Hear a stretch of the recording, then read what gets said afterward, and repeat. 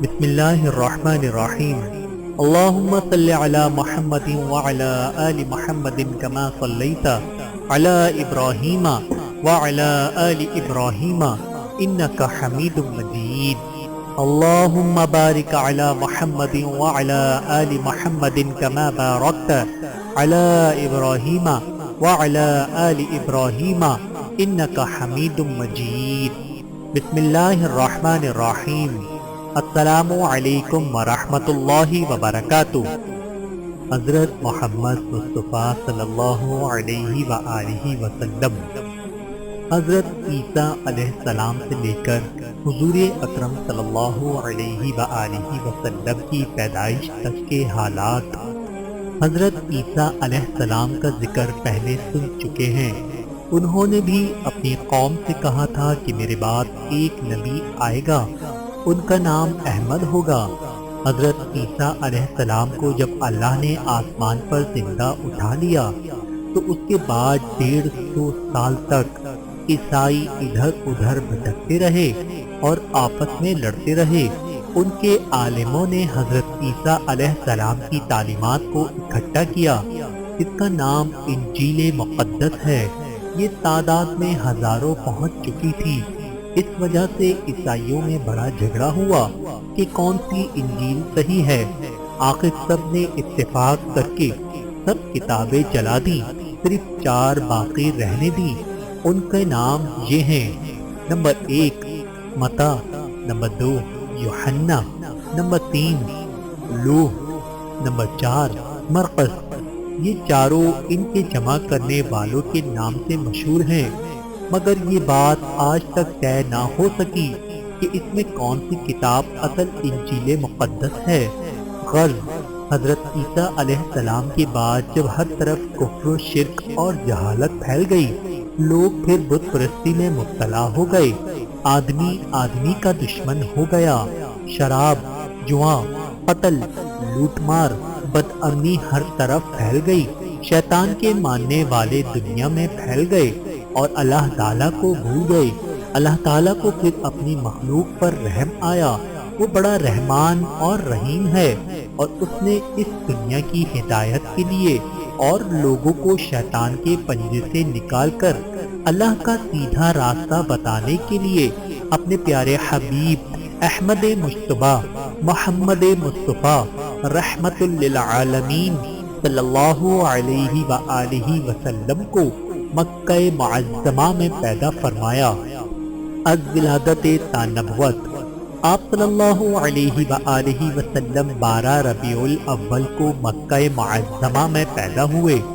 آپ کی والدہ کا نام آمنہ اور آپ کے والد ماجد کا نام عبداللہ تھا، جو آپ کی پیدائش سے 2 ماہ قبل ہی فوت ہو چکے تھے۔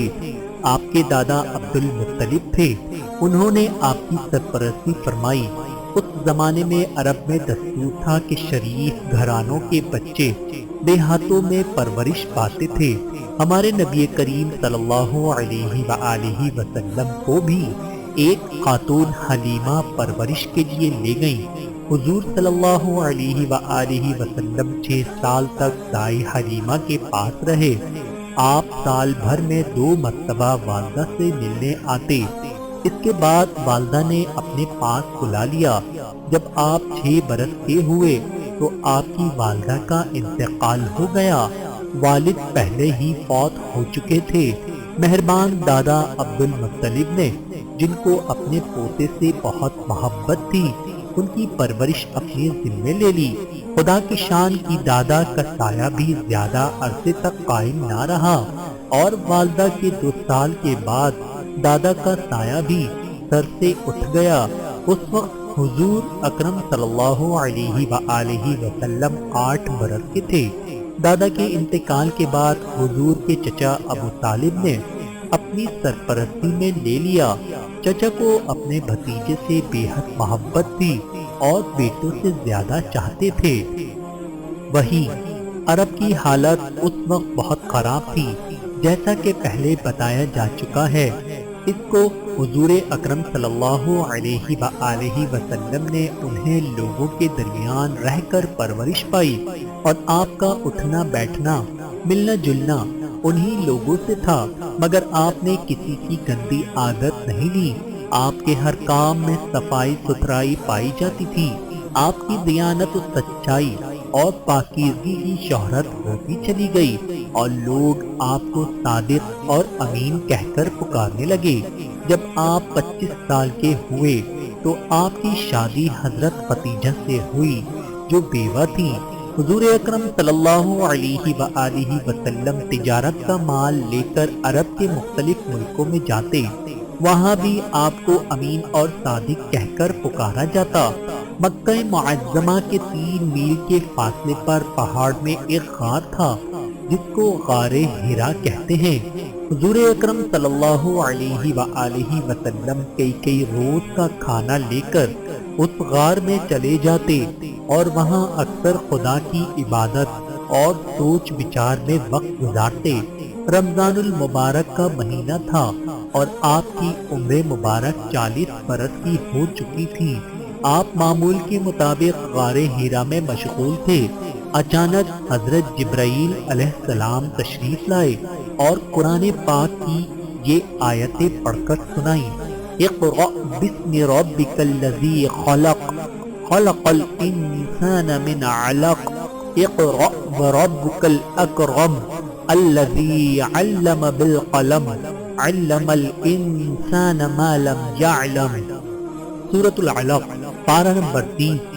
ترجمہ: پڑھ اپنے رب کے نام سے جس نے پیدا کیا، جس نے انسان کو جمے ہوئے خون سے بنایا۔ پڑھ اور تیرا رب بڑا کریم ہے جس نے قلم کے ذریعے علم سکھایا، انسان کو وہ بتایا جو وہ نہیں جانتا تھا۔ قوم کو دین و ایمان کی دعوت۔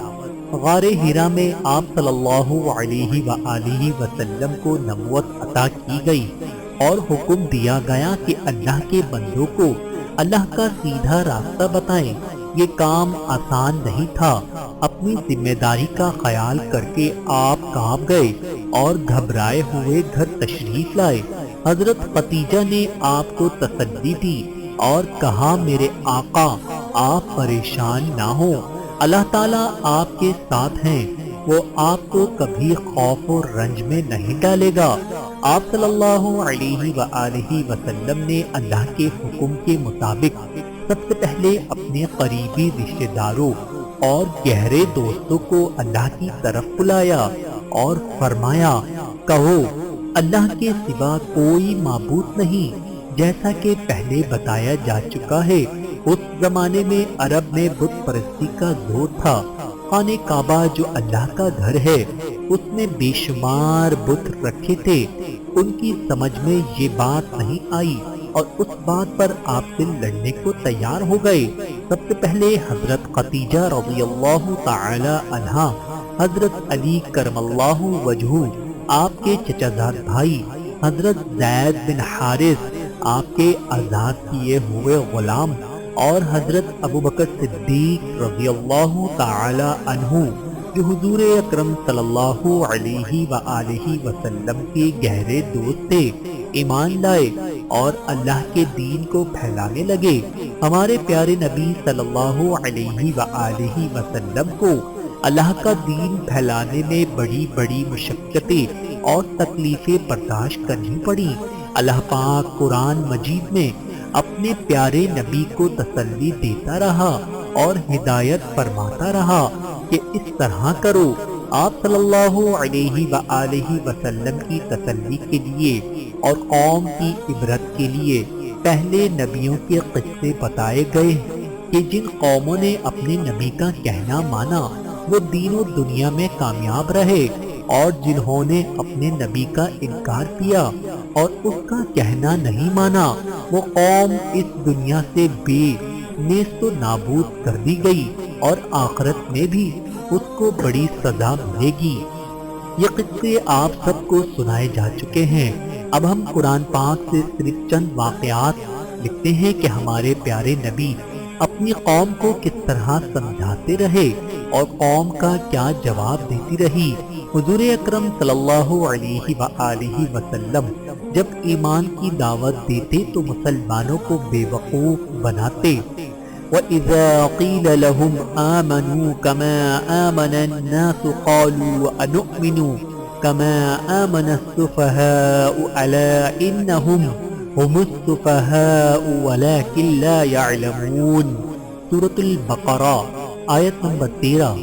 ترجمہ: اور جب ان سے کہا جاتا ہے کہ ایمان لاؤ جس طرح سب لوگ ایمان لائے، تو وہ کہتے ہیں کیا ہم اس طرح ایمان لائیں جس طرح بے وقوف ایمان لائے؟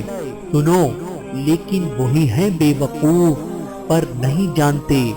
وَقَالَ الَّذِينَ كَفَرُوا إِنْ هَذَا إِلَّا إِفْكٌ افْتَرَاهُ وَأَعَانَهُ عَلَيْهِ قَوْمٌ آخَرُونَ۔ سورۃ الفرقان آیت نمبر 4۔ اور کافر کہتے ہیں کہ قرآن مرگھڑت باتیں ہیں جو اس نے بنا لی ہیں اور لوگوں نے ان کی مدد کی ہے۔ اللہ پاک اس کا جواب دیتے ہوئے فرماتے ہیں فَقَدْ جَاءُوا وَظُلْمًا وَزُورًا وَقَالُوا أَسَاطِيرُ الْأَوَّلِينَ اكْتَتَمَهَا فَهِيَ تُمْلَى عَلَيْهِ بُكْرَةً وَأَصِيلًا۔ سورۃ الفرقان آیت نمبر 4 تا 5۔ ترجمہ: یہ لوگ ایسا کہنے میں ظلم اور جھوٹ پر اتر آئے ہیں اور کہتے ہیں یہ پہلے لوگوں کی کہانیاں ہیں جن کو اس نے لکھ رکھا ہے اور وہ صبح و شام اس کو پڑھ پڑھ کر سنائی جاتی ہیں۔ پھر اللہ تعالیٰ اس کا جواب دیتے ہوئے یہ فرماتے ہیں قُلْ أَنزَلَهُ الَّذِي يَعْلَمُ السِّرَّ فِي السَّمَاوَاتِ وَالْأَرْضِ إِنَّهُ كَانَ غَفُورًا رَحِيمًا۔ سورۃ الفرقان آیت نمبر 6۔ ترجمہ: کہہ دو کہ اس نے اتارا ہے جو آسمانوں اور زمین کی پوشیدہ باتوں کو جانتا ہے، بے شک وہ بخشنے والا مہربان ہے۔ وَقَالُوا مَا لِهَذَا الرَّسُولِ يَأْكُلُ الطَّعَامَ وَيَمْشِي فِي الْأَسْوَاقِ لَوْلَا أُنزِلَ إِلَيْهِ مَلَكٌ فَيَكُونَ مَعَهُ نَذِيرًا۔ سورۃ الفرقان آیت نمبر 7۔ ترجمہ: اور کہتے ہیں کہ یہ کیسا پیغمبر ہے کہ کھانا کھاتا ہے اور بازاروں میں چلتا پھرتا ہے، اس کے ساتھ فرشتہ کیوں نہیں نازل کیا گیا کہ اس کے ساتھ ہدایت کرنے کو رہتا؟ او یلقى الیہ کنز او تکون لہ جنۃ یأکل منها وقال الظالمون ان تتبعون الا رجلا مسحورا۔ سورۃ الفرقان آیت نمبر 8۔ ترجمہ: یا اس کی طرف آسمان سے خزانہ اتارا جاتا یا اس کا کوئی باغ ہوتا کہ اس میں سے کھایا کرتا، اور ظالم کہتے ہیں کہ تم تو ایک جادو دا شخص کی پیروی کرتے ہو جس پر جادو کیا ہوا ہے۔ اللہ تعالیٰ جواب دیتے ہوئے فرماتے ہیں انظر کیف ضربوا لك الامثال فضلوا فلا يستطيعون سبیلا تبارک الذی ان شاء جعل لك خیرا من ذلك جنات تجری من تحتها الانہار ويجعل لك قصورا۔ سورۃ الفرقان آیت نمبر 9۔ ترجمہ: اے پیغمبر دیکھو یہ تمہارے بارے میں کس کس طرح کی باتیں کرتے ہیں، تو گمراہ ہو گئے اور راستہ نہیں پا سکتے۔ وہ خدائے بابرکت ہے جو اگر چاہے تو تمہارے لیے اس سے بہتر بنا دے، باغات جن کے نیچے نہریں بہتی ہوں، نیز تمہارے لیے محل بنا دے۔ وقال الذين لا يرجون لقاءنا لولا أنزل علينا الملائكة أو نرى ربنا۔ سورۃ الفرقان آیت نمبر 21۔ ترجمہ: اور جو لوگ ہم سے ملنے کی امید نہیں رکھتے کہتے ہیں کہ فرشتے کیوں نازل نہیں کیے گئے یا ہم اپنی آنکھوں سے اپنے پروردگار کو دیکھ لیں۔ تم نے دیکھا کہ ہمارے پیارے نبی نے اس دین کو پھیلانے کی خاطر کیسی کیسی تکلیفیں اٹھائیں، آپ نے صبر سے کام لیا اور ہمت نہیں ہاری۔ معراج اللہ پاک نے ہمارے پیارے نبی کریم صلی اللہ علیہ وآلہ وسلم کو بیت المقدس اور آسمانوں کی راتوں رات سیر کرائی، جسے معراج کہتے ہیں۔ قرآن شریف میں تم پڑھو گے بسم اللہ الرحمن الرحیم، سبحان الذی اسری بعبدہ لیلا من المسجد الحرام الى المسجد الاقصى الذی بارکنا حولہ لنریہ من آیاتنا انہ هو السمیع البصیر۔ سورہ بنی اسرائیل پارہ 15 آیت نمبر 1۔ ترجمہ: شروع اللہ کے نام سے جو بڑا مہربان نہایت رحم والا ہے۔ پاک ذات ہے جو لے گیا اپنے بندے کو راتوں رات ادب والی مسجد سے مسجد اقصی تک، جس میں ہم نے خوبیاں رکھی ہیں کہ دکھلا دیں اس کو اپنی قدرت کے نمونے، وہی سنتا دیکھتا ہے۔ ایک رات جب کہ آپ سو رہے تھے، حضرت جبرائیل علیہ السلام تشریف لائے اور آپ کا سینہ چاک کر کے قلب کو آب زمزم سے دھویا اور اس میں ایمان اور حکمت بھر دی۔ آپ کے پاس سفید رنگ کا براق لایا گیا جس پر آپ کو سوار کیا گیا۔ حضرت جبرائیل علیہ السلام نے اس کی رکاب پکڑی۔ راستے میں آپ کو بہت سے عجائبات دکھائے گئے۔ براق کا ایک قدم جہاں تک نگاہ جاتی تھی پڑتا تھا۔ آپ کو بیت المقدس پہنچایا گیا، جہاں مسجد اقصی میں آپ امام بنے اور آپ کے پیچھے تمام انبیاء نے نماز پڑھی۔ پھر تمام انبیاء سے ملاقات کرائی گئی۔ اس کے بعد آسمان کا سفر شروع ہوا اور ایک کے بعد دوسرے آسمان پر تشریف لے گئے۔ ہر آسمان پر تشریف لے گئے، ہر آسمان پر کسی پیغمبر سے ملاقات ہوئی۔ پھر آپ کو سدرۃ المنتہا کی طرف بلند کیا گیا، جس کا ذکر قرآن پاک میں اس طرح آیا ہے: وَلَقَدْ رَآهُ أَنزَلَهُ أُخْرَى عِندَ سِدْرَةِ الْمُنتَهَى۔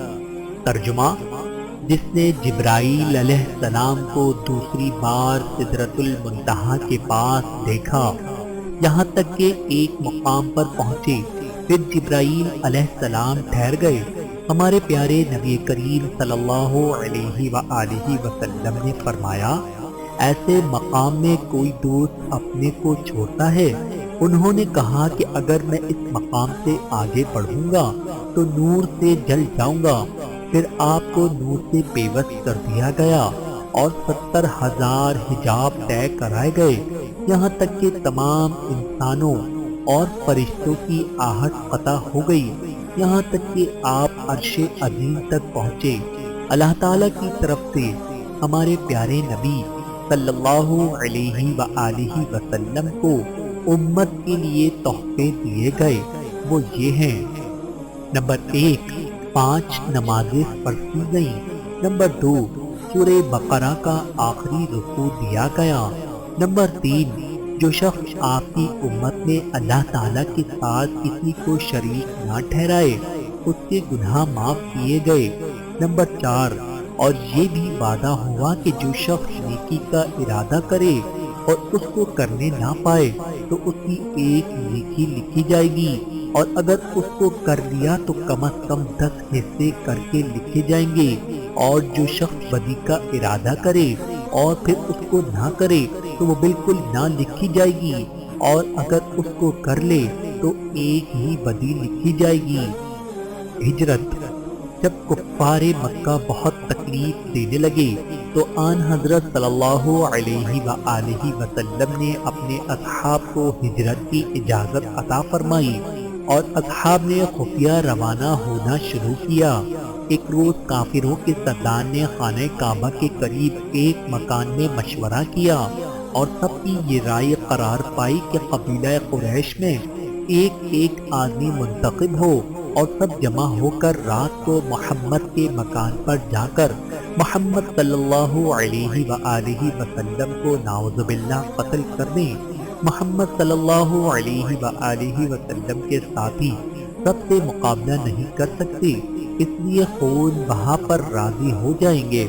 اللہ تعالیٰ نے آپ کو اس مشورے سے آگاہ کر دیا اور حکم دیا کہ مدینہ ہجرت کر جائیں۔ آپ شب کو گھر میں تھے، کفار نے دروازہ جا کر گھیر دیا۔ آپ امانتیں حضرت علی کے سپرد کر کے گھر سے نکل گئے اور خدا کی قدرت سے کسی کو نظر نہ آئے، اور حضرت ابوبکر صدیق کو ساتھ لیا اور غار ثور میں جا پہنچے۔ کافروں نے جب آپ کو گھر میں نہ دیکھا تو تلاش کرتے کرتے غار تک پہنچے۔ آپ صلی اللہ علیہ وآلہ وسلم کے غار میں داخل ہونے کے بعد مکڑی نے غار کے منہ پر جالا بنا دیا اور ایک کبوتر کے جوڑے نے آ کے غار میں انڈے دینے شروع کر دیے۔ جب کفار نے دیکھا تو کہنے لگے کہ اگر کوئی آدمی اس میں جاتا تو یہ مکڑی کا جالا ٹوٹ جاتا اور کبوتر اس غار میں نہ ٹھہرتا۔ اسی غار کے متعلق قرآن پاک میں اس طرح آیا ہے إِلَّا تَنْصُرُوهُ فَقَدْ نَصَرَهُ اللَّهُ إِذْ أَخْرَجَهُ الَّذِينَ كَفَرُوا ثَانِيَ اثْنَيْنِ إِذْ هُمَا فِي الْغَارِ إِذْ يَقُولُ لِصَاحِبِهِ لَا تَحْزَنْ إِنَّ اللَّهَ مَعَنَا۔ سورۃ التوبہ پارہ نمبر 11 آیت نمبر 40۔ ترجمہ: اگر تم لوگ رسول اللہ صلی اللہ علیہ وآلہ وسلم کی مدد نہ کرو گے تو اللہ تعالیٰ آپ کی مدد اس وقت کرے گا جبکہ آپ کو کافروں نے جلا وطن کر دیا۔ جبکہ دو آدمیوں میں ایک آپ تھے جس وقت دونوں غار میں تھے، جبکہ آپ ہمدردی سے فرما رہے تھے کہ غم نہ کرو، بے شک اللہ ہمارے ساتھ ہے۔ آپ صلی اللہ علیہ وآلہ وسلم 3 دن اس غار میں رہے، پھر آپ مدینہ شریف تشریف لے گئے۔ وہاں کے لوگوں نے بڑا استقبال کیا۔ چھوٹی چھوٹی لڑکیاں شوق میں نظم پڑھتی تھیں۔ غزوہ بدر۔ آپ صلی اللہ علیہ وآلہ وسلم مدینہ منورہ میں 10 سال 9 ماہ رہے۔ جب جہاد فرض ہوا، آپ نے کفار سے قتال شروع کیا۔ چند چھوٹی چھوٹی لڑائیاں شروع ہوئیں۔ مدینہ منورہ آنے کے 1.5 سال کے بعد جنگ بدر ہوئی۔ رمضان میں آپ نے خبر سنی کہ مکے کے قریش کافروں کا قافلہ شام سے مکہ کیوں جا رہا ہے۔ آپ 313 صحابہ کو لے کر اس کو روکنے چلے۔ یہ خبر مکہ پہنچی۔ کفار قریش 1000 مسلح آدمی لے کر روانہ ہو گئے۔ قافلہ دوسری طرف سے نکل کر مکہ جا پہنچا اور بدر کے مقام پر ان کے 1000 مسلح کفار سے 313 بے سرو سامان مسلمان کی لڑائی ہوئی۔ اللہ تعالیٰ نے مسلمانوں کو فتح دی اور کافر قتل ہوئے اور قید ہوئے۔ سورہ انفال میں یہ قصہ بیان کیا گیا ہے۔ اس میں سے چند آیتیں یہ ہیں: وَإِذْ يَعِدُكُمُ اللَّهُ إِحْدَى الطَّائِفَتَيْنِ أَنَّهَا لَكُمْ وَتَوَدُّونَ أَنَّ غَيْرَ ذَاتِ الشَّوْكَةِ تَكُونُ لَكُمْ وَيُرِيدُ اللَّهُ أَن يُحِقَّ الْحَقَّ بِكَلِمَاتِهِ وَيَقْطَعَ دَابِرَ الْكَافِرِينَ۔ سورۃ الانفال پارہ نمبر 9 آیت نمبر 7۔ ترجمہ: اور اس وقت کو یاد کرو جب خدا تم سے وعدہ کرتا تھا کہ 2 گروہوں میں سے ایک گروہ تمہارا ہو جائے گا، اور تم چاہتے تھے کہ جو قافلہ بے شوکت یعنی بے ہتھیار ہے وہ تمہارے ہاتھ آ جائے، اور اللہ چاہتا تھا کہ اپنے فرمان سے حق کو قائم رکھے اور کافروں کی جڑ کاٹ دے۔ لِيُحِقَّ الْحَقَّ وَيُبْطِلَ الْبَاطِلَ وَلَوْ كَرِهَ الْمُجْرِمُونَ إِذْ تَسْتَغِيثُونَ رَبَّكُمْ فَاسْتَجَابَ لَكُمْ أَنِّي مُمَدِّكُمْ بِأَلْفٍ مِّنَ الْمَلَائِكَةِ مُرْدِفِينَ۔ سورۃ الانفال پارہ نمبر 9 آیت نمبر 8۔ ترجمہ: تاکہ سچ کو سچ اور جھوٹ کو جھوٹ کر دے، وہ مشرک ناخوش ہی ہوں۔ جب تم اپنے پروردگار سے فریاد کرتے تھے تو اس نے تمہاری دعا قبول کر لی۔ ہم 1000 فرشتوں سے جو ایک دوسرے کے پیچھے آتے رہیں گے تمہاری مدد کریں گے۔ اذ یوحی ربک الی الملائکۃ انی معکم فثبتوا الذین آمنوا۔ سورۃ الانفال پارہ نمبر 9 آیت نمبر 12۔ ترجمہ: جب تمہارا پروردگار فرشتوں کو ارشاد فرماتا تھا کہ میں تمہارے ساتھ ہوں، تو مومنوں کو تسلی دو کہ ثابت قدم رہیں۔ سألقی فی قلوب الذین کفروا الرعب فاضربوا فوق الأعناق واضربوا منهم كل بنان ذلك بأنهم شاقوا الله ورسوله ومن يشاقق الله ورسوله فإن الله شديد العقاب ذلكم فذوقوه وأن للكافرين عذاب النار۔ سورة الانفال پارہ نمبر 9 آیت نمبر 12۔ ترجمہ: میں ابھی ابھی کافروں کے دل میں رعب ڈالے دیتا ہوں تو ان کے سر اڑا دو، ان کا پور مار کر توڑ دو۔ یہ سزا اس لیے دی گئی کہ انہوں نے خدا اور اس کے رسول کی مخالفت کی۔ جو شخص خدا اور اس کے رسول کی مخالفت کرتا ہے تو خدا بھی سخت عذاب دینے والا ہے۔ یہ مزہ تو یہاں چکھو، اور کافروں کے لیے دوزخ کا عذاب بھی تیار ہے۔ ہم نے دیکھا کہ اللہ تعالیٰ مسلمانوں کی کس طرح مدد کرتے ہیں، لیکن صرف اس وقت جب لڑائی صرف اللہ کے لیے لڑی جائے۔ اور تم نے یہ بھی سن لیا کہ جو شخص خدا اور اس کے رسول کی مخالفت کرتا ہے تو اللہ تعالیٰ اس کو سخت عذاب دیتے ہیں۔ چنانچہ اللہ تعالیٰ پھر مسلمانوں کو نصیحت کرتے ہوئے فرماتے ہیں: یا ایھا الذین آمنوا اذا لقیتم الذین کفروا زحفا فلا تولوہم الادبار ومن يولهم يومئذ دبره إلا متحرفا لقتال أو متحيزا إلى فئة فقد باء بغضب من الله ومأواه جهنم وبئس المصير۔ سورة الانفال پارہ نمبر 9 آیت نمبر 15۔ ترجمہ: اے اہل ایمان، جب میدان جنگ میں کفار سے تمہارا مقابلہ ہو تو ان سے پیٹھ نہ پھیرنا، اور جو شخص اس روز پیٹھ پھیرے گا سوائے اس کے کہ لڑائی کی کوئی حکمت ہو یا اپنی فوج میں جا ملنا چاہے، وہ مستثنی ہے۔ باقی اور جو ایسا کرے گا وہ خدا کے غضب میں گرفتار ہو گیا، اور اس کا ٹھکانہ دوزخ ہے، اور وہ بہت بری جگہ ہے۔ جنگ بدر کا یہ تھوڑا سا واقعہ قرآن پاک میں سے نقل کیا ہے۔ اب جب کہ آپ خود قرآن پاک پڑھ رہے ہیں تو جو یہ سمجھ کر پڑھیں گے تو انشاءاللہ پورا واقعہ آپ کے سامنے آئے گا۔ غزوہ احد سن 3 ہجری۔ غزوہ بدر کے بعد کافروں سے چند چھوٹی چھوٹی لڑائیاں اور جھڑپیں ہوئیں۔ پھر جنگ بدر کے 1 سال بعد جنگ احد ہوئی، جس کا قصہ چوتھے پارے کی نصف پاؤ سے شروع ہو کر نصف کے کچھ بعد تک پہنچتا ہے۔ کافروں کو بدر میں شکست کا رنج تھا، وہ اس کا بدلہ لینے کے لیے 1 سال بعد مدینہ منورہ پر چڑھ آئے۔ ہمارے پیارے نبی صلی اللہ علیہ وآلہ وسلم نے مسلمانوں سے مشورہ کیا، طے پایا کہ مدینہ منورہ سے باہر جا کر مقابلہ کیا جائے۔ 1000 مسلمانوں کا لشکر روانہ ہوا، جبکہ کافروں کا لشکر 3000 تھا۔ راستے میں عبداللہ ابن ابی منافقوں کا سردار اپنے 300 آدمیوں کو لے کر واپس ہو گیا۔ بہانہ بنا دیا، آپ کے پاس 700 جانباز مسلمان رہ گئے۔ آپ نے کوہ احد پر پہنچ کر 50 تیر اندازوں کو پہاڑ کے اہم مقامات پر بٹھا دیا اور بہت تاکید کر دی اور حکم دیا کہ میری اجازت کے بغیر تم اپنی جگہ نہ چھوڑنا، خواہ ہمیں شکست ہو یا فتح، تم اپنی جگہ پر ڈٹے رہنا۔ جب جنگ شروع ہوئی تو اول مسلمانوں کو فتح ہوئی اور مسلمان مال غنیمت جمع کرنے لگے۔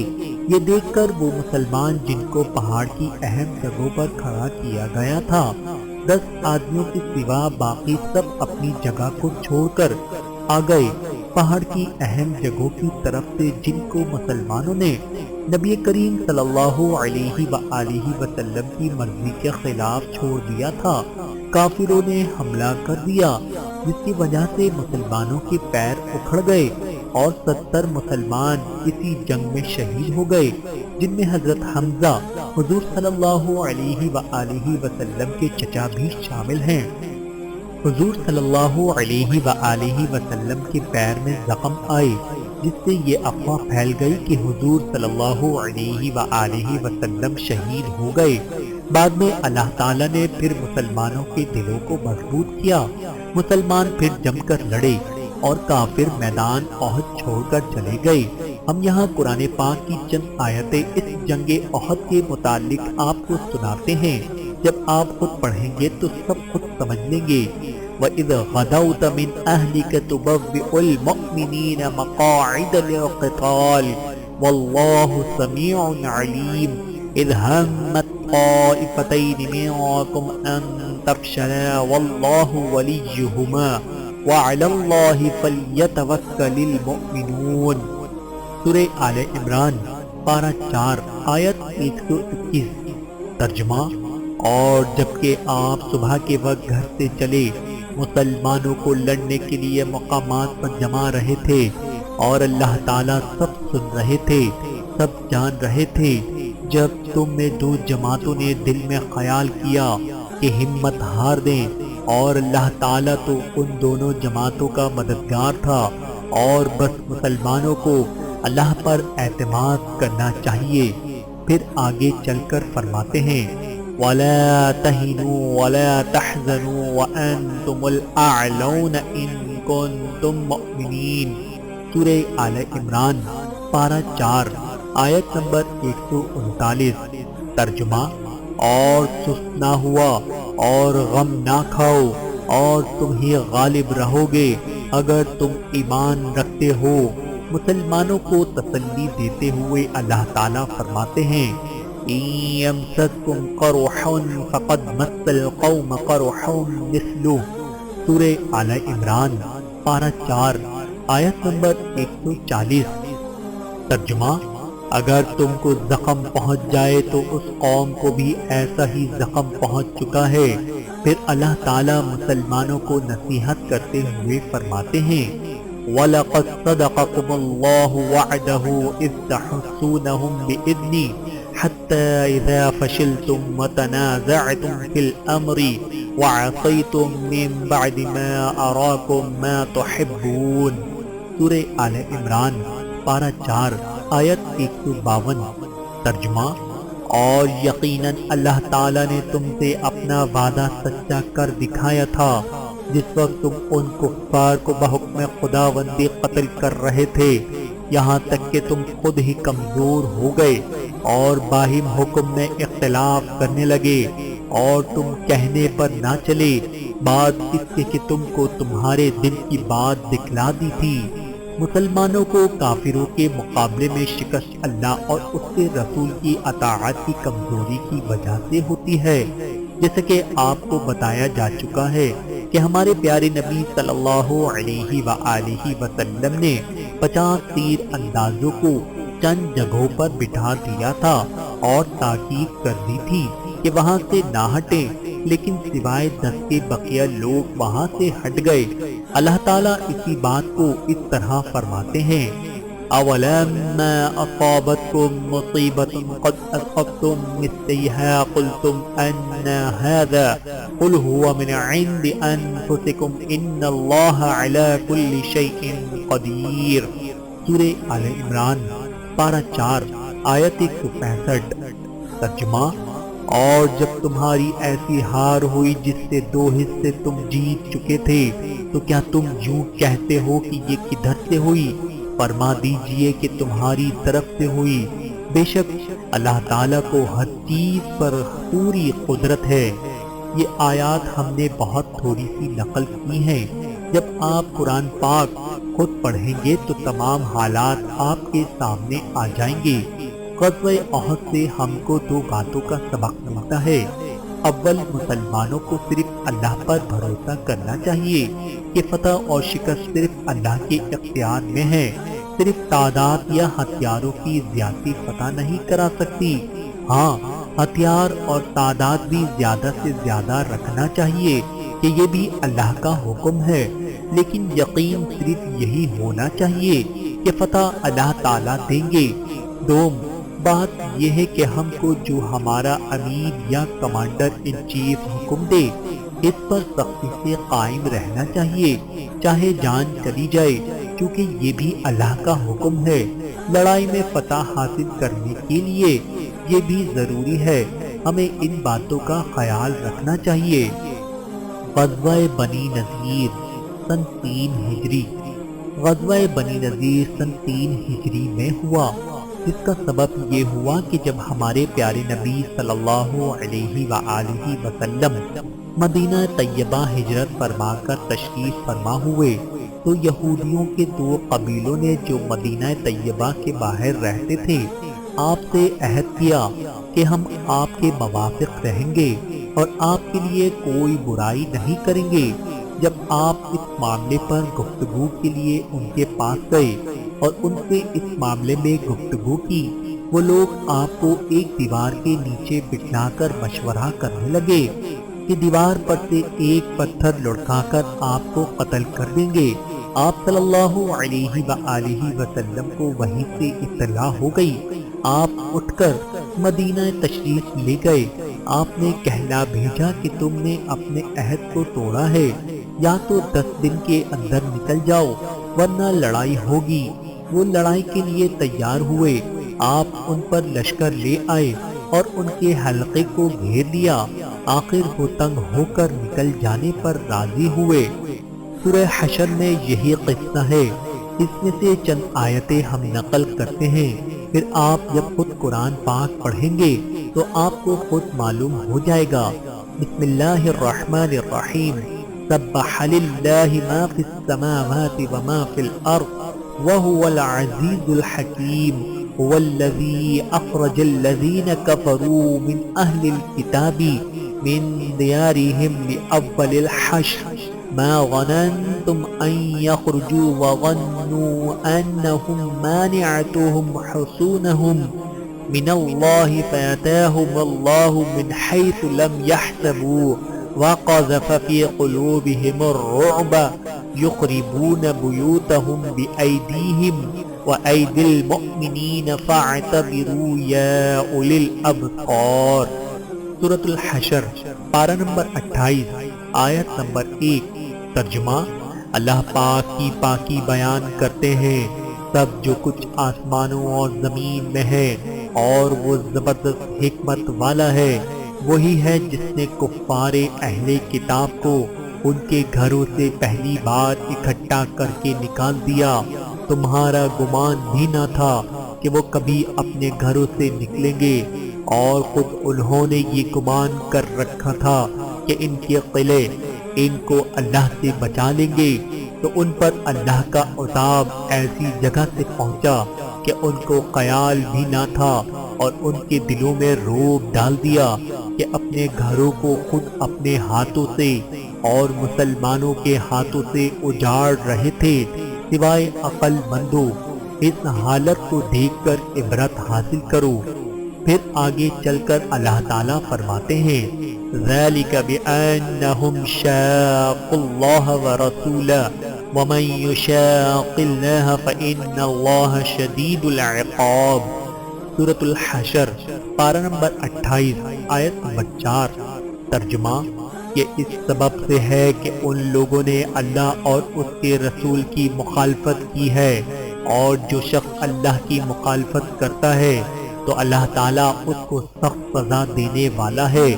اس بات کو اچھی طرح سمجھ لو اور ذہن نشین کر لو، جو شخص اللہ اور اس کے رسول کی مخالفت کرتا ہے اس کو اللہ تعالیٰ دنیا میں بھی ذلیل کرتے ہیں، اور آخرت میں اس کے لیے دوزخ کا عذاب ہے۔ غزوہ بدر ثانی سن 4 ہجری۔ جنگ احد سے واپس جاتے ہوئے کافر کہہ گئے تھے کہ سال آئندہ بدر پر پھر لڑائی ہوگی۔ جب وہ زمانہ قریب ہوا تو کافری کو بدر تک جانے کی ہمت نہ ہوئی۔ انہوں نے یہ سوچا کہ ایسی تجویز کرنی چاہیے کہ ہمارے پیارے نبی صلی اللہ علیہ وآلہ وسلم بھی بدر نہ جائیں، تاکہ ہم کو شرمندگی نہ ہو۔ چنانچہ انہوں نے ایک جاسوس کو مدینہ منورہ بھیجا کہ مسلمانوں میں جا کر یہ خبر پھیلائیں کہ کافروں نے فوج جمع کی ہے۔ مسلمان تو صرف اللہ سے ڈرتا ہے، وہ کافروں کی زیادتی سے تو نہیں ڈرتا۔ انہوں نے سن کر کہا حسبنا اللہ و نعم الوکیل، ہماری مدد کے لیے اللہ کافی ہے۔ آپ 1500 آدمیوں کو ساتھ لے کر بدر تشریف لے گئے اور چند روز قیام کیا، لیکن وہاں کوئی کافر مقابلے پر نہیں آیا۔ مسلمانوں نے وہاں تجارت میں خوب نفع حاصل کیا اور خوش و خرم واپس لوٹ آئے۔ دمدۃ الجندل اور غزوہ احزاب سن 5 ہجری۔ ہمارے پیارے رسول صلی اللہ علیہ وآلہ وسلم نے سنا کہ دمشق کے قریب کچھ کفار جمع ہو کر مدینہ منورہ پر چڑھنا چاہتے ہیں۔ آپ 1000 آدمیوں کو لے کر روانہ ہوئے۔ وہ خبر سن کر بھاگ گئے۔ آپ چند روز وہاں رہ کر مدینہ منورہ تشریف لے آئے۔ اس کو دمدۃ الجندل کہتے ہیں۔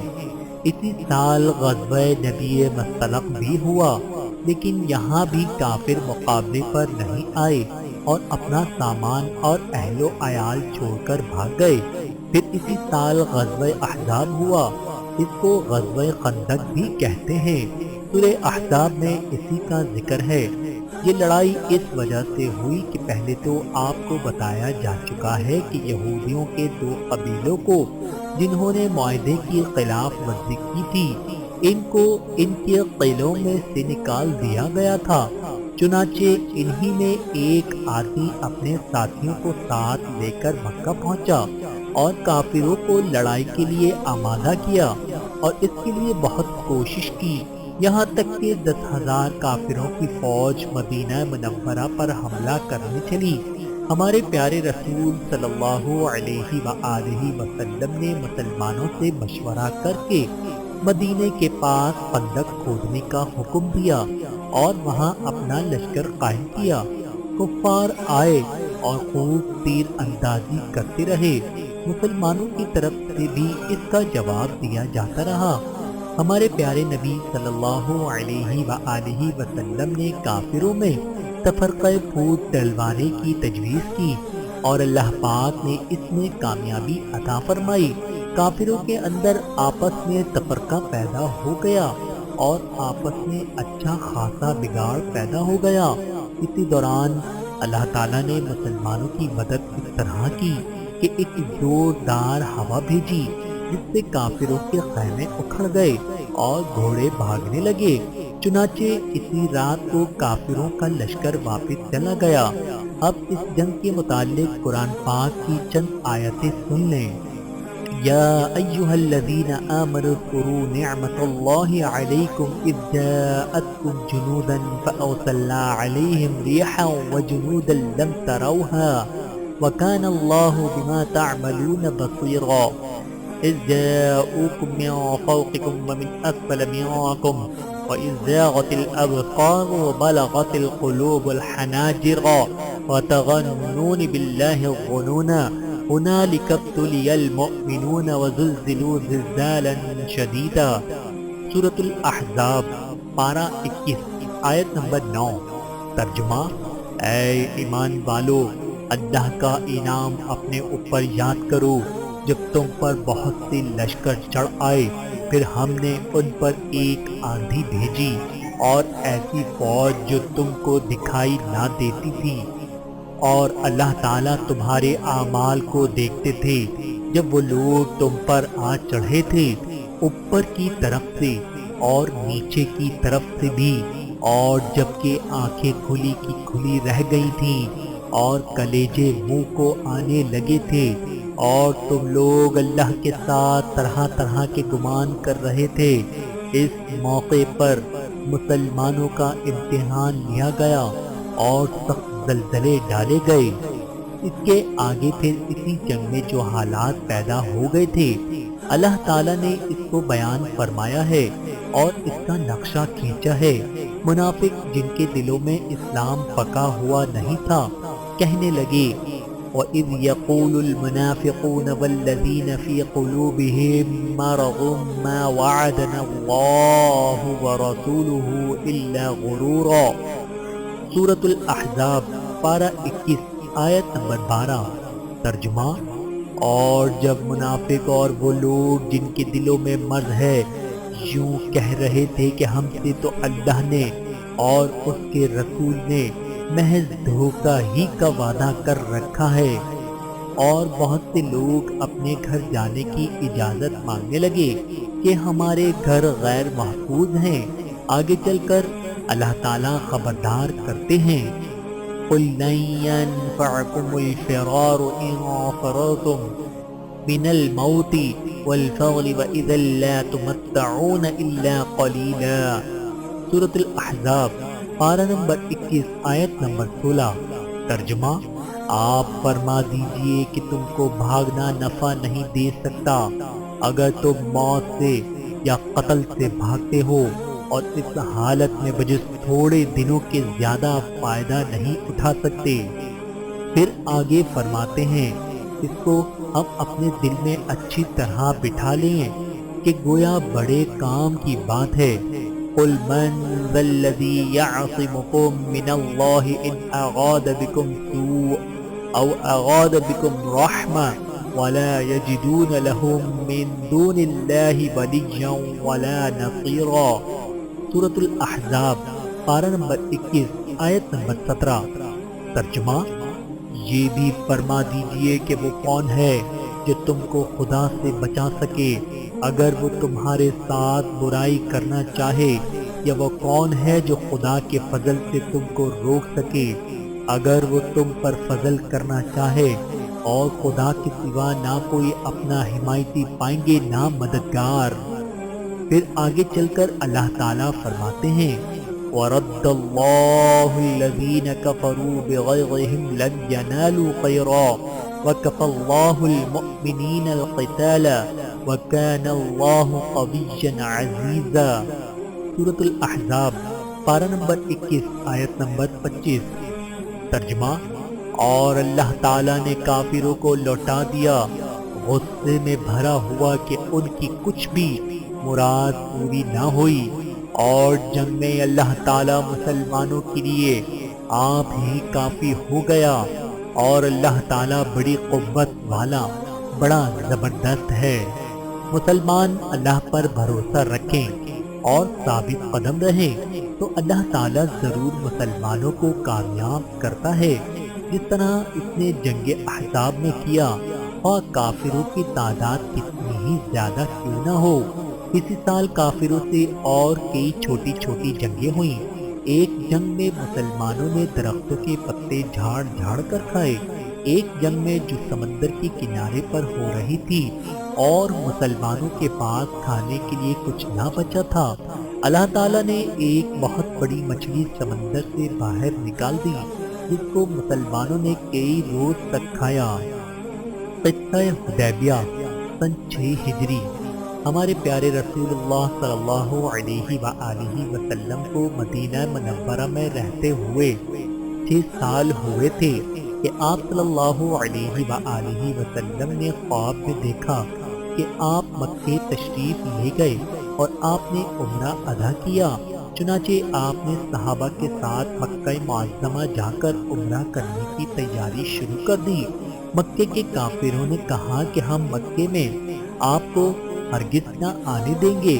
غرض کافروں سے گفتگو کے بعد چند باتوں پر صلح ہوئی۔ ان میں یہ بات بھی تھی کہ آپ آئندہ سال آ کر عمرہ کریں اور 10 برس تک ہمارے اور آپ کے درمیان لڑائی نہ ہو، اور کافروں کے دوست قبیلوں سے مسلمان نہ لڑیں اور مسلمان کے دوست قبیلوں سے کافر نہ لڑیں۔ وہاں 2 قبیلے تھے، ایک قبیلہ کافروں کا ساتھی تھا اور دوسرا قبیلہ مسلمانوں کا ساتھی تھا۔ اس کو صلح حدیبیہ کہتے ہیں۔ حدیبیہ ایک کنویں کا نام ہے جس مقام پر یہ صلح ہوئی تھی۔ آپ اس صلح کے بعد مدینہ طیبہ تشریف لا رہے تھے کہ راستے میں اللہ تعالیٰ نے سورہ فتح نازل کی جس نے اس صلح کو فتح قرار دیا، چونکہ یہ صلح آئندہ فتح مکہ کا سبب بنی۔ اللہ تعالیٰ فرماتے ہیں بسم اللہ الرحمن الرحیم انا فتحنا لک فتحا مبینا، سورۃ الفتح پارہ نمبر 26۔ ترجمہ: بے شک ہم نے آپ کو ایک کھلم کھلا فتح دی۔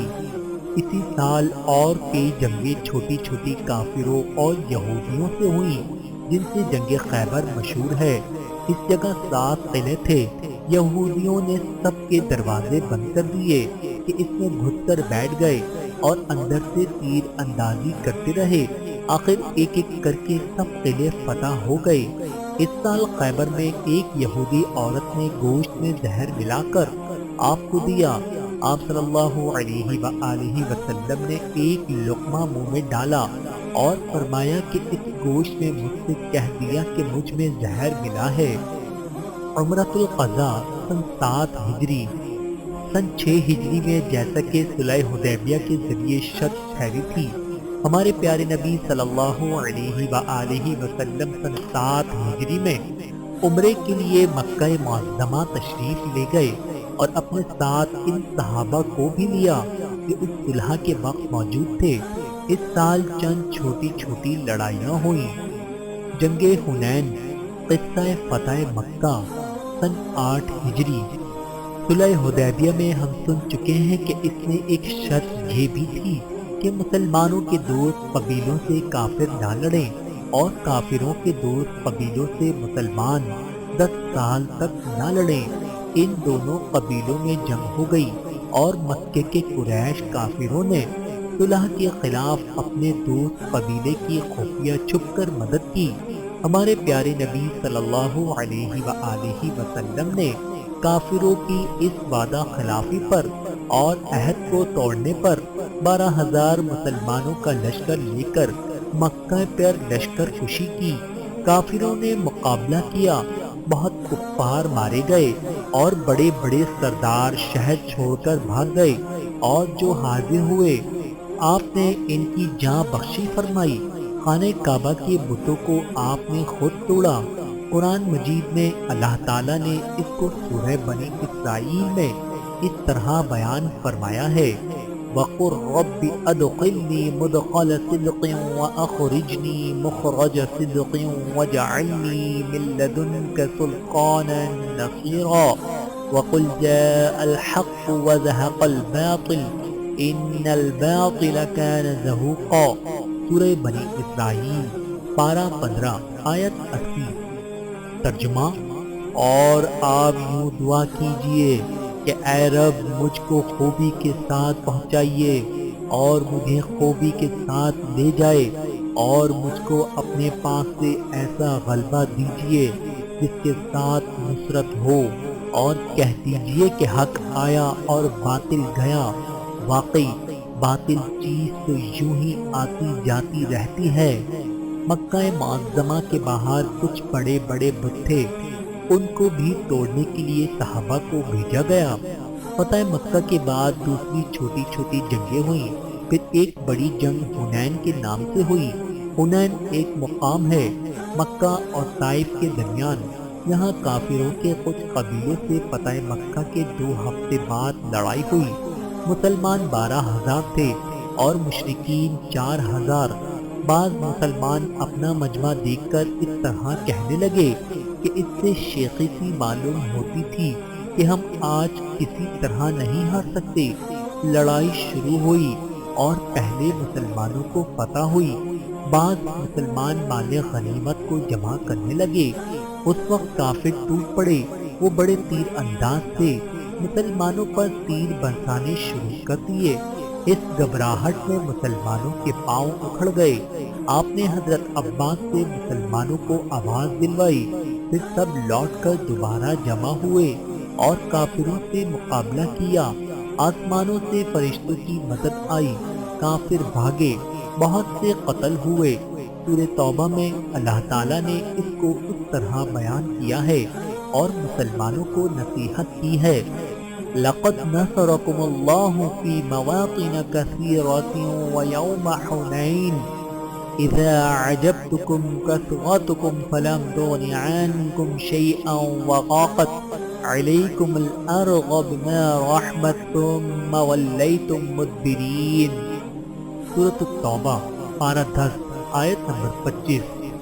ترجمہ: خدا تعالیٰ نے تم کو بہت موقعوں پر غلبہ دیا جب تم کو اپنے مجمع کی کثرت سے غضا ہو گیا تھا، اور حنین کے دن بھی پھر وہ کثرت تمہارے لیے بھی کارآمد نہ ہوئی، اور تم پر زمین بوجود اپنی فراخی کے تنگی کرنے لگی، پھر تم پیٹ پھیر کر بھاگ کھڑے ہوئے۔ ثم انزل اللہ سکینہ علی رسولہ وعلی المؤمنین وانزل جنودا لم تروها وعذب الذین کفروا وذلک جزاء الکافرین۔ سورۃ التوبہ پارہ 10 آیت نمبر 26۔ ترجمہ: پھر اللہ تعالیٰ نے اپنے رسول پر اور دوسرے مسلمانوں پر تسلی نازل فرمائی اور ایسے لشکر نازل فرمائے جن کو تم نے نہیں دیکھا، اور کافروں کو سزا دی، اور یہ کافروں کی سزا ہے۔ آپ نے دیکھا کہ اللہ تعالیٰ نے مسلمانوں کو کس طرح سبق دیا کہ اپنی زیادتی پر فخر نہ کرنا چاہیے، اور ہمیشہ سوچنا چاہیے کہ فتح صرف اللہ کی مدد سے ہوگی، کم ہو تب بھی اور زیادہ ہو تب بھی، جب بھی صرف اللہ پر بھروسہ رکھنا چاہیے۔ یہ سبق اس لیے بھی دیا ہوگا کہ آئندہ بھی مسلمان اس بات کو یاد رکھیں۔ اللہ پاک ہم سب کو اپنے اوپر بھروسہ رکھنے کی توفیق عطا فرمائے، آمین۔ غزوہ حنین کے بعد کچھ اور چھوٹی چھوٹی لڑائیاں ہوئیں اور یہ سال ختم ہو گیا۔ جنگ تبوک سن 9 ہجری۔ تبوک ایک مقام ہے ملک شام میں۔ ہمارے پیارے نبی صلی اللہ علیہ وآلہ وسلم جب فتح مکہ اور غزوہ حنین سے فارغ ہوئے تو آپ کو خبر ہوئی کہ روم کا بادشاہ ہرقل مدینہ منورہ پر فوج بھیجنا چاہتا ہے، اور وہ فوج تبوک کے مقام پر جمع کی جائے گی قبل اس کی کہ وہ حملہ کرے۔ آپ نے خود ہی مقابلے کے لیے سفر کیا اور ارادہ کیا اور مسلمانوں میں اعلان کر دیا۔ چونکہ یہ زمانہ بہت گرمی کا تھا اور مسلمانوں کے پاس سامان بہت کم تھا، سفر دور دراز کا تھا، اس لیے اس غزوے میں جانا بڑی ہمت کا کام تھا۔ اللہ تعالیٰ نے اس جہاد میں شرکت کے لیے مسلمانوں کو سورہ توبہ میں اس طرح ترغیب دلائی، فرمایا: یا ایھا الذین آمنوا ما لکم اذا قیل لکم انفروا فی سبیل اللہ اثاقلتم الی الارض ارضیتم بالحیاۃ الدنیا من الآخرۃ فمتاع الحیاۃ الدنیا فی الآخرۃ الا قلیل۔ سورۃ التوبہ پارہ 11 آیت نمبر 38۔ ترجمہ: اے ایمان والو، تم لوگوں کو کیا ہوا جب تم سے کہا جاتا ہے کہ اللہ کی راہ میں جہاد کے لیے نکلو تو زمین کے لگے جاتے ہو؟ کیا تم نے آخرت کے عوض دنیاوی زندگی پر قناعت کر لی تو دنیا کی زندگی کا سامان آخرت کے مقابلے میں بہت تھوڑا ہے۔ ترغیب دلانے کے لیے اللہ تعالیٰ نے اور بھی کئی آیات اس کے آگے بیان فرمائی ہیں، ہم نے یہاں صرف ایک آیت لکھی ہے۔ جب تم کلام مجید خود پڑھو گے تو انشاءاللہ سب خود سمجھ میں آ جائے گا۔ اسی جہاد میں شرکت کے لیے مسلمانوں کو جوش دلاتے ہوئے اللہ تعالیٰ فرماتے ہیں: انفروا خفافا وثقالا وجاہدوا باموالکم وانفسکم فی سبیل اللہ ذالکم خیر لکم ان کنتم تعلمون۔ سورۃ التوبہ پارہ نمبر 11 آیت نمبر 41۔ ترجمہ: نکل پڑو خواہ تھوڑے سامان سے خواہ زیادہ سامان سے، اور اللہ کی راہ میں اپنے مال اور جان سے جہاد کرو، یہ تمہارے لیے بہتر ہے۔ اگر تم یقین رکھتے ہو تو دیر مت کرو۔ جو منافق تھے اور سچے مسلمان نہ ہوئے تھے وہ اتنی دور جہاد میں جانے سے بہانے کرنے لگے اور رخصت مانگنے لگے، تو اللہ تعالیٰ نے ان کی پول کھول دی اور اسی سورہ میں اس طرح فرمایا: لو كان عرضا قريبا وسفرا قاصدا لاتبعوك ولكن بعدت عليهم الشقة وسيحلفون بالله لو استطعنا لخرجنا معكم يهلكون أنفسهم واللہ یعلم انہم لکاذبون۔ سورۃ التوبہ پارہ نمبر 10 آیت نمبر 42۔ ترجمہ: اگر کچھ ہاتھ لگتے مال ملنے والا ہوتا اور سفر بھی معمولی ہوتا تو یہ منافق ضرور آپ صلی اللہ علیہ وآلہ وسلم کے ساتھ ہو لیتے، لیکن ان کو تو مسافت ہی دور دراز معلوم ہونے لگی اور ابھی خدا کی قسمیں کھا جائیں گے اگر ہمارے بس کی بات ہوتی تو تمہارے ساتھ چلتے۔ یہ لوگ جھوٹ بول کر اپنے آپ کو تباہ کر رہے ہیں اور اللہ جانتا ہے کہ یہ لوگ یقیناً جھوٹے ہیں۔ مسلمانوں کا 30,000 لشکر اس سخت گرمی اور کم سامانی کے باعث بھی جہاد پر دور دراز روانہ ہو گیا، کیونکہ ان کے پیارے رسول صلی اللہ علیہ وآلہ وسلم کا حکم تھا، لیکن بعض منافق لوگ نہ گئے اور بہانے بنا کر رہ گئے۔ اللہ تعالیٰ نے اس سورہ توبہ میں ان کی سخت مذمت کی۔ ان میں سے صرف 1-2 آیت نقل کی جاتی ہیں۔ فرماتے ہیں: فرح المخلفون بمقعدهم خلاف رسول اللہ وَكَرِهُوا أَن يُجَاهِدُوا بِأَمْوَالِهِمْ وَأَنفُسِهِمْ فِي سَبِيلِ اللَّهِ وَقَالُوا لَا تَنفِرُوا فِي الْحَرِّ قُلْ نَارُ جَهَنَّمَ أَشَدُّ حَرًّا لَوْ كَانُوا يَفْقَهُونَ۔ سورۃ التوبہ پارہ 10 آیت نمبر 82۔ ترجمہ: یہ پیچھے رہ جانے والے خوش ہو گئے رسول اللہ کے جانے کے بعد اپنے بیٹھے رہنے پر، اور ناگوار ہوا جہاد کرنا اللہ کی راہ میں اپنے مالوں اور جانوں کے ساتھ، اور دوسروں کو کہنے لگے کہ تم لوگ گرمی میں مت نکلو۔ آپ کہہ دیجئے کہ جہنم کی آگ اس سے بھی زیادہ گرم ہے۔ کیا خوب ہوتا اگر وہ سمجھتے۔ فَلْيَضْحَكُوا قَلِيلًا وَلْيَبْكُوا كَثِيرًا جَزَاءً بِمَا كَانُوا يَكْسِبُونَ۔ سورۃ التوبہ پارہ 10 آیت نمبر 82۔ ترجمہ: سو تھوڑے دن ہنس لیں اور بہت دنوں آخرت میں روتے رہیں ان کاموں کے بدلے میں جو کچھ کیا کرتے تھے۔ یہ لشکر تبوک میں ٹھہرا اور شاہ روم کے لشکر کا انتظار کرتے رہے، لیکن ہرقل شاہ روم نے ڈر کی وجہ سے اپنا لشکر نہ بھیجا، اور 2 ماہ کے قیام کے بعد آپ مدینہ منورہ تشریف لے آئے۔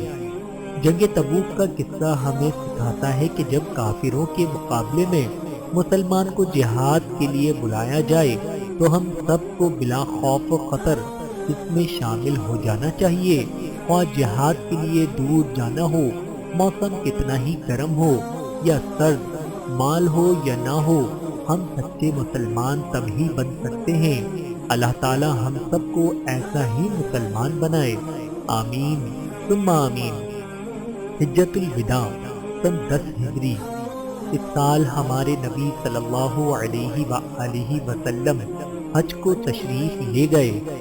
آپ کے حج کی خبر سن کر مسلمان جمع ہونے شروع ہو گئے اور 1 لاکھ سے زیادہ آدمی جمع ہو گئے۔ آپ نے خطبے میں ایسی باتیں فرمائیں جیسے کوئی وداع کہتا ہے۔ اسی واسطے اس حج کو حجۃ الوداع کہتے ہیں۔ اس حج میں عرفے کے دن سورہ مائدہ کی یہ آیت نازل ہوئی: اليوم اکملت لکم دینکم واتممت علیکم نعمتی ورضیت لکم الاسلام دینا۔ سورۃ المائدہ پارہ 6 آیت نمبر 3۔ ترجمہ: آج کے دن تمہارے لیے تمہارے دین کو میں نے کامل کر دیا اور میں نے تم پر اپنا انعام تمام تر کر دیا، اور میں نے اسلام کو تمہارا دین بننے کے لیے پسند کر لیا۔ اس آیت کے نازل ہونے کے بعد قریب 3 ماہ ہمارے پیارے نبی صلی اللہ علیہ وآلہ وسلم زندہ رہے۔ آپ نے اسی حجۃ الوداع میں خطبہ ارشاد فرمایا: